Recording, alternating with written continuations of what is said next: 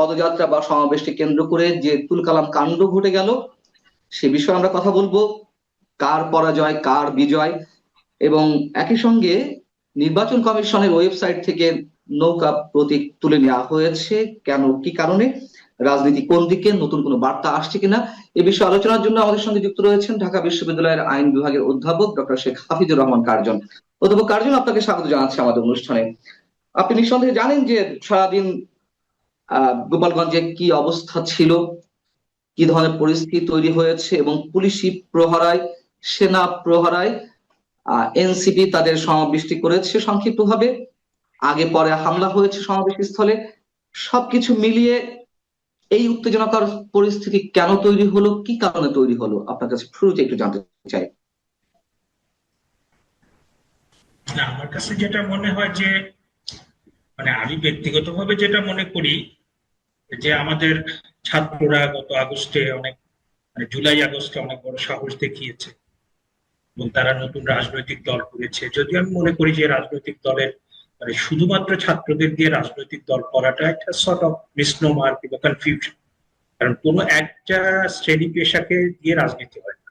রাজনীতি হচ্ছে যে সারা দেশের সকল শ্রেণী পেশার মানুষের প্রতিনিধিত্ব থাকতে হয়। এখন ধরেন যে তারা নতুন কিছু করলে আমরা তো খুব আশাবাদী হব, কারণ আমাদের বাংলাদেশে বরাবরই কয়েক দশক ধরে, দশকের পর দশক ধরে ছাত্ররা, তরুণরা আমাদের পথ দেখিয়েছে। কিন্তু মুশকিলটা হয়েছে যে তাদের কথাবার্তা, আচার আচরণের মধ্যে গণতান্ত্রিক মূল্যবোধটা আমি দেখতে পাচ্ছি না। কথাবার্তার মধ্যে যে আপনার পারস্পরিক শ্রদ্ধাবোধ থাকা দরকার, কথাবার্তার মধ্যে যে বিনয় থাকা দরকার, তাদের কথাবার্তার মধ্যে একটা ঔদ্ধত্য, এবং সম্প্রতি তাদের বেশ কিছু কথাবার্তায় তারা মব ভায়োলেন্সকে তারা জাস্টিফাই করার চেষ্টা করছে। এখন আপনি যদি রাজনীতি করতে গিয়ে আপনি সারাক্ষণ রাজনৈতিক নেতাদের হুমকি দিতে থাকেন, তাদের নামে আপনি রুচিহীন কথাবার্তা বলতে থাকেন, আপনি যদি বলতে থাকেন যে হ্যাঁ মুজিববাদের কবর দিয়ে দিব, হ্যাঁ মুজিববাদের কবর দিয়ে দিব, তা আপনি তো কোনো একটা বাদ কিংবা কোনো একটা আদর্শ, সেটাকে তো কবর দেওয়ার কথা বলতে পারেন না। আপনি আপনার আদর্শের কথা বলবেন, আর যদি আপনার কোনো আদর্শ আপনার মনে হয় যে না সেটা আপনি পছন্দ করেন না, আপনার যুক্তি দিয়ে আপনি বলবেন যে আমরা মুজিববাদ পছন্দ করি না, এই কারণে করি। আপনি বলবেন যে মুজিববাদ থেকে আপনারা সরে আসেন। এটা হবে রাজনৈতিক আদর্শিক লড়াই। কিন্তু আপনি যখন এই যে কথাগুলো বলছেন এবং সাথে সাথে আপনি জাতির পিতা বঙ্গবন্ধু শেখ মুজিবুর রহমান তার 32 নম্বরের যে বাড়ি, সেটাকে যেভাবে ভাঙা হলো, সেটা তো একটা চরম অন্যায়, সেটা ফৌজদারি অপরাধ। অধ্যাপক কার্জন, গোপালগঞ্জে 144 ধারা জারি করা হলো এবং সকাল থেকে আওয়ামী লীগের নেতাকর্মীরা তার রাজনৈতিক কার্যক্রম নিষিদ্ধ করা হয়েছে, কিন্তু হাজার হাজার নেতাকর্মী রাজপথে নেমে আসে। তার আগে এই যে পদযাত্রাটি অন্যান্য জায়গায় শান্তিপূর্ণভাবে অনুষ্ঠিত হয়েছে, কিন্তু এটিকে বলা হলো রোড টু মার্চ, অন্য জায়গায় বলা হলো জেলা পদযাত্রা, এনসিপির জুলাই পদযাত্রা, এইখানে বলা হলো রোড টু মার্চ। এর মধ্য দিয়ে কি একটা উস্কানি তৈরি করার একটা চেষ্টা ছিল? এবং আওয়ামী লীগের আপনার কি মনে হয় কিনা যে এটি না করা হলে আওয়ামী লীগের নেতা কর্মীরা শান্ত থাকতো, এই উস্কানিতে তারা বেশি উত্তেজিত হয়েছে? এবং শোনা যাচ্ছে, কোনো গণমাধ্যমে আসেনি, যে কয়েকজন নিহত হয়েছেন এরকম শোনা যাচ্ছে, এবং 144 ধারা জারি করা হয়েছে। আপনি কি বলবেন? এরকম পরিস্থিতি হলে যেটা হয় যে যারা রাজনৈতিক কর্মসূচি পালন করছেন তাদের তরফ থেকে অনেক সময় শান্তি শৃঙ্খলার স্বার্থে তারা বিরত থাকে, কিংবা ধরেন প্রশাসনের তরফ থেকে সেটাকে আপনার 144 ধারা জারি করে হোক কিংবা যে কোনো ভাবে হোক সেটাকে শান্ত করা হবে। কিন্তু এখানে আমরা দেখলাম আসলে একটা উস্কানি ছিল, এবং আমরা যেটা বেশ কয়েকদিন ধরে আমরা যেটা সামাজিক যোগাযোগ মাধ্যমে আশঙ্কিত হয়েছি, উৎকণ্ঠিত হয়েছি, যে বঙ্গবন্ধুর যে সমাধি আপনার টুঙ্গিপাড়াতে, সেটাকে ভেঙে ভেঙে ভেঙে ফেলা হবে, সেটাকে আগুন লাগিয়ে দেওয়া হবে। নানান ধরনের গুঞ্জন শোনা যাচ্ছে, যেমন আপনি বলছিলেন যে বঙ্গবন্ধুর সমাধির স্থলে একটা আক্রমণ হতে পারে, সেই ধরনের গুঞ্জন তো গত কয়েক মাস ধরেই শোনা যাচ্ছে। আবার এমনও শোনা যাচ্ছিল যে এই সমাবেশ বা পদযাত্রাকে কেন্দ্র করে, বিশেষ করে গোপালগঞ্জের বুকে কোনো কোনো পক্ষের লাশ প্রয়োজন, এবং উত্তেজনা উস্কানি যে পক্ষ থেকে আসুক না কেন লাশের প্রয়োজন ছিল, যার কারণে এটা এক ধরনের মেক করা হয়েছে এই পরিস্থিতি। এ- এটি তো বাংলাদেশের জন্য খুব স্বাভাবিক ঘটনা, আগে পরে আমরা দেখেছি। এই যদি হয় তাহলে সামনের দিনগুলোতে কি আরো ভয়াবহ কোনো কিছু অপেক্ষা করছে? তাদের আসল যে অন্তর্বর্তী সরকারের যে আসল কাজ সেইটাকে ফেলে তারা তাদের হিডেন এজেন্ডা, যেটা যেটা মনে হচ্ছে আমাদের কাছে যে বর্তমান যে অন্তর্বর্তীকালীন সরকার, তারা মূল সমর্থনটা পাচ্ছেন আপনার মুক্তিযুদ্ধ বিরোধী শক্তি এবং উগ্রবাদী ধর্মপন্থীদের কাছ থেকে। এবং এই সমর্থনটা নিয়ে তারা এখানে মেইন স্ট্রিমের যে রাজনৈতিক দলগুলো, সেই দলগুলোকে নির্মূল করে তারা বিদেশি এজেন্ডা বাস্তবায়ন করতে চান, তারা নির্বাচনকে অনিশ্চিত করে দিতে চান, এবং তারা এইখানে একটা নৈরাজ্য তৈরি করতে চান।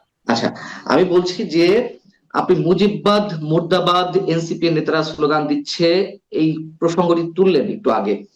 সেই জায়গা থেকে প্রশ্ন যে গোপালগঞ্জে এরকম একটা উত্তেজনাকর অবস্থা, অগ্নিগর্ভ অবস্থায় আইন শৃঙ্খলা রক্ষাকারী বাহিনীর প্রহরায় হাসনাত আব্দুল্লাহ গোপালগঞ্জের মাটিতে মুজিববাদ মুর্দাবাদ এই শব্দগুলো উচ্চারণ করে এসেছে আইন শৃঙ্খলা রক্ষাকারী বাহিনীর প্রহরায়। আবার অন্যদিকে নিষিদ্ধ হওয়ার পরেও আওয়ামী লীগ ছাত্রলীগের নেতা কর্মীরা যে অবস্থান নিল গোপালগঞ্জের রাজপথে, এই দুটার সংমিশ্রণে আমাদের বিশ্লেষণটা কোন দিকে যাবে? মানে জয় পরাজয়টি কাদের ঘটলো? না, আমি তো মনে করি যে আমি ব্যক্তিগতভাবে যে কোনো হামলাকে নিন্দা জানাই। যে যে কেউ হামলা করুক, সহিংসতা করুক, আবার সেনাবাহিনী কিংবা পুলিশ কিংবা বিজিবি, তারা যদি অপ্রয়োজনে বল প্রয়োগ করে, সেটাও কিন্তু ভীষণ রকম নিন্দা জানাই, অপছন্দ করি। এবং আপনি দেখবেন যে পাকিস্তান এবং বাংলাদেশের ইতিহাসে যত বড় বড় আন্দোলন হয়েছে, এই আইন শৃঙ্খলা বাহিনী, তারপর সেনাবাহিনী, তারা বিভিন্ন জায়গায় বিভিন্ন আন্দোলনে অপ্রয়োজনীয় বল প্রয়োগের প্রেক্ষিতে কিন্তু আপনার সেই আন্দোলনগুলো একদম একটা দানা বেঁধে পরবর্তীতে সরকার পতনের কারণ হয়েছে। এখন আপনি যে কথাটা বললেন যে মুজিববাদ মুর্দাবাদ, জিয়াবাদ মুর্দাবাদ, এইটার দুটো দিক। যে আপনি মুজিববাদ যদি শক্তিশালী হয়, জনগণ যদি সেটা গ্রহণ করে, তাহলে সেটা টিকে থাকবে। জিয়াবাদ যদি আপনার তার ভেতরে যদি সার পদার্থ থাকে, সেটা যদি জনগণ গ্রহণ করে, তাহলে সেটা টিকে থাকবে। আপনি হুমকি দিয়ে, আপনি জবরদস্তি করে সেটাকে তো আপনি বন্ধ করতে পারবেন না। এবং আপনি যখন সেটা করছেন, আপনি তো ফ্যাসিবাদী আচরণ করছেন। এবং এইটার একটা দিক হচ্ছে যে আদর্শের শক্তি, আর একটা হচ্ছে জনগণের গ্রহণ করছে কিনা। হ্যাঁ, তো সুতরাং আমার কাছে মনে হয় যে এই ধরনের কথাবার্তা, এই ধরনের কথাবার্তা অধ্যত্ব কিংবা চাপিয়ে দেওয়া, কিংবা আমরাই একমাত্র সঠিক আর সবাই বেঠিক, সুতরাং সেগুলো বিলুপ্ত করে দিতে হবে। এটা তো হিটলার বলেছিলেন যে we are the best nation in the whole world, সুতরাং আমরাই পৃথিবীকে শাসন করব, সমস্ত পৃথিবীর সমস্ত রাজ্য আমরা দখল করে নেব। এবং সেই সেই সেই সেই যে অহংকার এবং সেই যে ফ্যাসিবাদী আচরণ, সেটা করতে গিয়েই তো তার পতন হলো। এবং ফ্যাসিবাদী আচরণ বাংলাদেশেও যে যখন করেছে, তার পতন হয়েছে। আমরা শুধু একটা সরকার না, আপনি দেখবেন যে এর আগে সামরিক স্বৈরাচার ছিল, গণতান্ত্রিক স্বৈরাচার ছিল, এবং যে সরকারই যখন ফ্যাসিবাদী আচরণ করেছে, তার কিন্তু আপনার পতনটা সেটা নিশ্চিত হয়েছে। আপনি বলছিলেন যে যখনই শক্তিমত্তা প্রদর্শন করেছে যেই দল ক্ষমতায় থেকে, সেই দলের পতন হয়েছে। এবং যেই দৃশ্য আজকে আমরা দেখলাম, আহ সেনা সদস্যদের প্রহরায়, পুলিশের প্রহরায় খুব গর্বের সাথে সমাবেশটি করলো এনসিপি। একই চিত্র তো আমরা দেখেছি আওয়ামী লীগের সময়, ছাত্রলীগ পুলিশের প্রহরায় সবকিছু করছে, পুলিশের প্রহরায় আওয়ামী লীগ যুবলীগ যা ইচ্ছে করছে। আহ ঠিক তারা যেই ফল পাওয়ার কথা পেয়েছে। এখনকার যারা এই রাজত্ব গুলো করছে, দেখুন এনসিপি তো এখনো পর্যন্ত ক্ষমতায় যায়নি, তাই না? ক্ষমতায় না গিয়েই তারা সরকারি দলের সব ধরনের সুযোগ সুবিধা পাচ্ছে।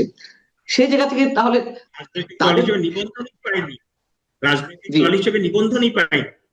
হ্যাঁ, সেই জায়গাতে এই ধরনের প্রোটেকশন, এই ধরনের প্রোটোকল, এই ধরনের তাদের এসকর্ট করে সবকিছু করা, তো তাদের পরিণতি কি হতে পারে? আমরা তো আওয়ামী লীগ যুবলীগ ছাত্রলীগের পরিণতি দেখেছি, এনসিপি পরিণতিটা কি হতে পারে?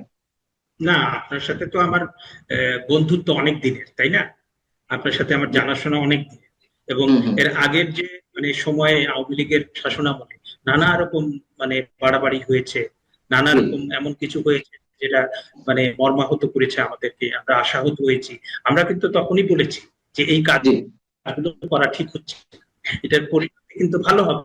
এবং মানে আওয়ামী লীগের মতো দল কিংবা বিএনপির মতো দল, বিএনপি 2001 থেকে 2006 পর্যন্ত এমন অনেক কিছু করেছে যেটা করাটা কিন্তু ঠিক হয়, এবং যার জন্য কিন্তু বিএনপিকে মূল্য দিতে হয়েছে। হুম হুম। আওয়ামী লীগ বিভিন্ন সময় ক্ষমতায় থেকে যে সমস্ত কাজ করেছে, কোনটা আপনার অপ্রত্যাশিত ছিল, কোনটা ঠিক হয় নাই, কোনটা বাড়াবাড়ি ছিল, সেগুলোর জন্য কিন্তু আওয়ামী লীগকে মূল্য দিতে হচ্ছে।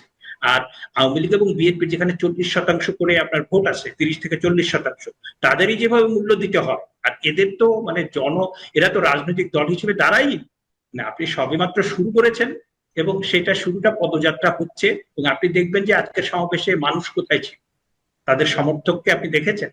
মানে ক্যামেরাগুলো তো শুধুমাত্র মঞ্চের দিকে ছিল। এক্স্যাক্টলি, আমি বলছি 1 থেকে 150 জন হয়েছে। হ্যাঁ, আপনি তো একটা এজেন্ডা নিয়ে সেখানে গিয়েছেন, মানে নির্বাচন যেন আরো বেশি অনিশ্চিত হয়ে যায়, হ্যাঁ, সেখানে যেন আরো দাঙ্গা হাঙ্গামা হয়, এই সেই রকম একটা এজেন্ডা নিয়ে আপনি সেখানে গিয়েছেন।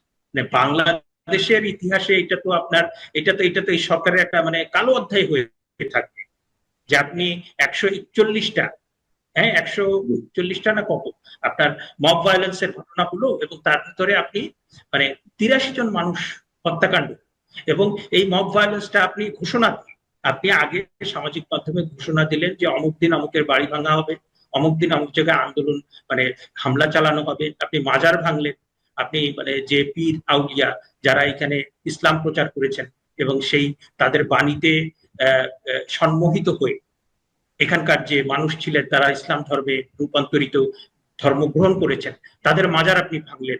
এই যে আপনার মানে আপনি আপনি আপনি যে সমস্ত মানে বিশৃঙ্খলাগুলো তৈরি করলেন, আপনি সুনির্দিষ্ট একটা এজেন্ডা নিয়ে যে সমস্ত নৈরাজ্যগুলো তৈরি করলেন, তার তো একটা বড় ধরনের ইম্প্যাক্ট হবে। এর আগে কিন্তু ইসি বলেছিল যে না, নৌকা প্রতীক তোলা হবে না, যেহেতু আওয়ামী লীগকে ফর দ্য টাইম বিং নিষিদ্ধ করা হয়েছে তার রাজনৈতিক কার্যক্রম, এটা ফুলফিল মানে পুরোপুরি নিষিদ্ধ হয়নি। সো তারা যখন আবার নিবন্ধন ফিরে ফিরে পাবে, তখন আবার তারা ওই প্রতীক পাবে। সো এখন আর ওঠানো সম্ভব না।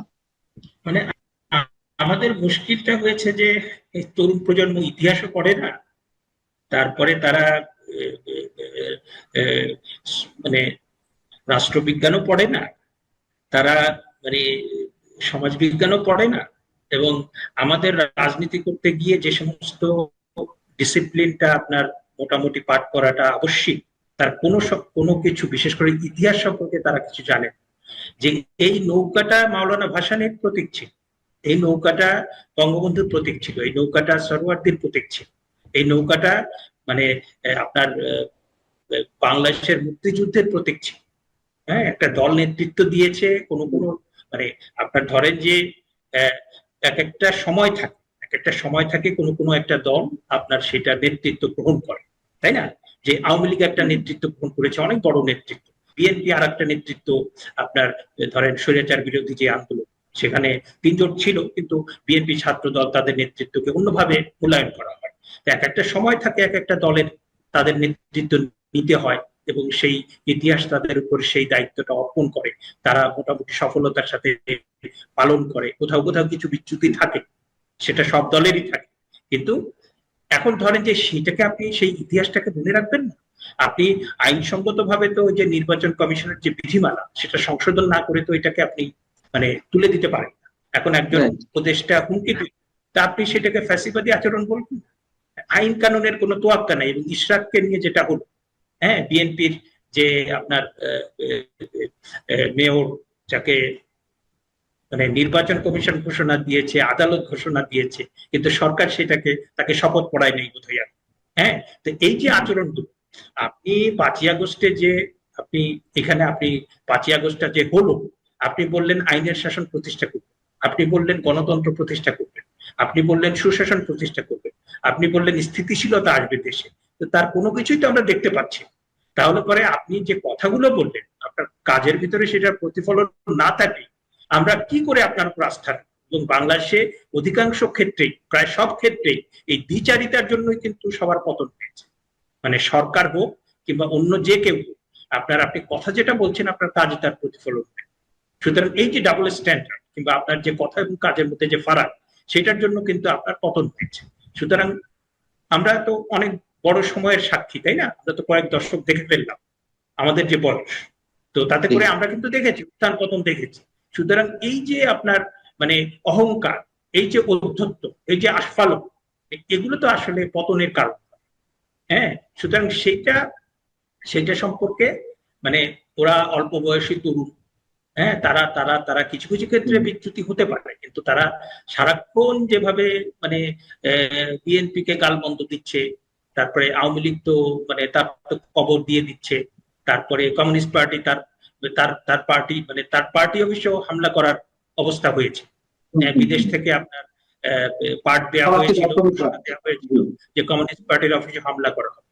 তো এই যদি হয় অবস্থা, মানে এখানে তো আপনার পেলে পরে আইনের শাসন কিংবা আপনার কোনো রাষ্ট্রীয় শাসন কিছু নেই, মানে যেটা চলছে মোটামুটি চলছে, কিন্তু আপনার অধিকাংশ ক্ষেত্রে তো আমরা দেখছি যে আপনার সামাজিক যোগাযোগ মাধ্যমে ঘোষণা করা হচ্ছে কিংবা বিদেশ থেকে আপনার নির্দেশ দেওয়া হচ্ছে যে এইটা ভেঙে ফেলবো, ওই অফিস আক্রমণ করবো, একে ইয়ে করবো। হ্যাঁ, আপনি যদি কারো সমালোচনা করেন তারও তো একটা ভাষা আছে, তাই না? আপনি সমালোচনা করতে পারেন, আপনি বলতে পারেন যে এটা আমার মতবাদ, এটা আপনারা গ্রহণ করবেন কিনা আপনারা বিবেচনা করেন, এবং এইটা আওয়ামী লীগের মতবাদ, এটা বিএনপির মতবাদ, এটা কমিউনিস্ট পার্টির মতবাদ, আপনারা গ্রহণ করলে চলবে, না গ্রহণ করলে চলবে না। পৃথিবীতে তো তাই হয়েছে, আপনি জোর জবরদস্তি করে তো আর কোনো কিছু হয় না।